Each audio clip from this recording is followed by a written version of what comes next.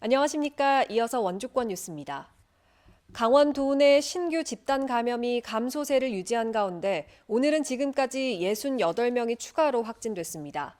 남부시장 집단 감염 자가격리자들이 해제 전 검사에서 확진된 원주가 23명으로 가장 많았고 춘천 15명, 평창 3명, 영월 1명 등이 늘었습니다.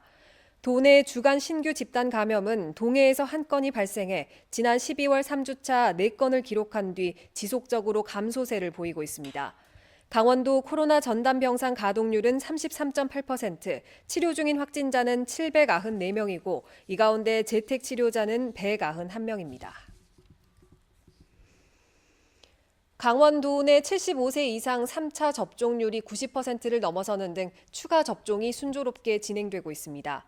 오늘 0시 기준 강원도의 연령대별 3차 접종률은 75세 이상이 90%로 가장 높고 60세에서 74세가 81.3%, 50세에서 59세가 44.1%로 뒤를 잇고 있습니다. 전체 연령대 3차 접종률은 43.8%로 지난주보다 6%포인트 늘었습니다.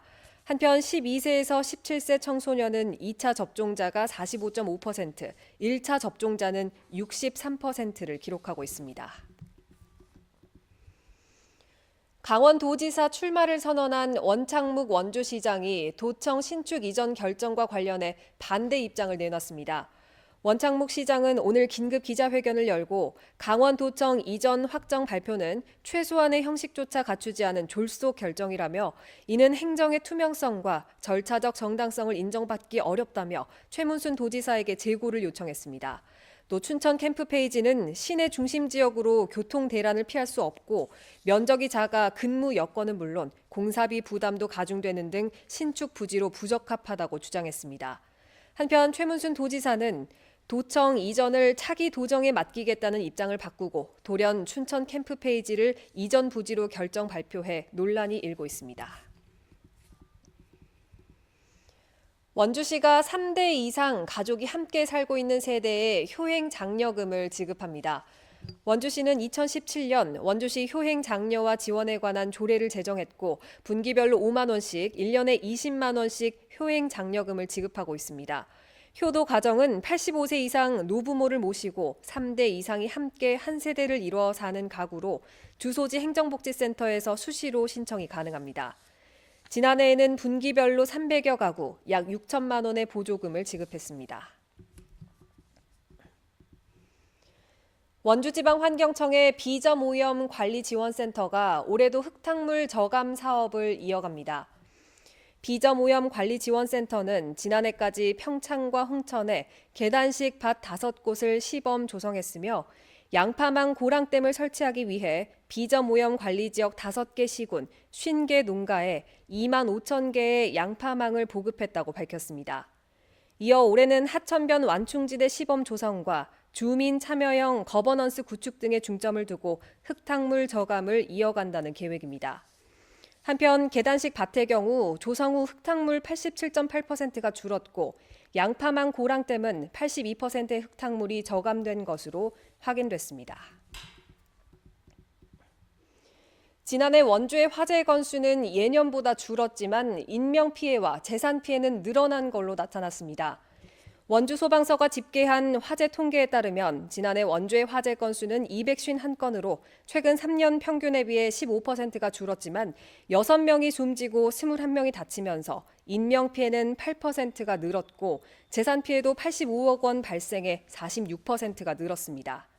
이는 지난해 명륜동 재개발 지역 화재를 비롯해 피해액이 1억 원이 넘는 대형 화재가 증가하면서 나타난 현상으로 분석됐습니다.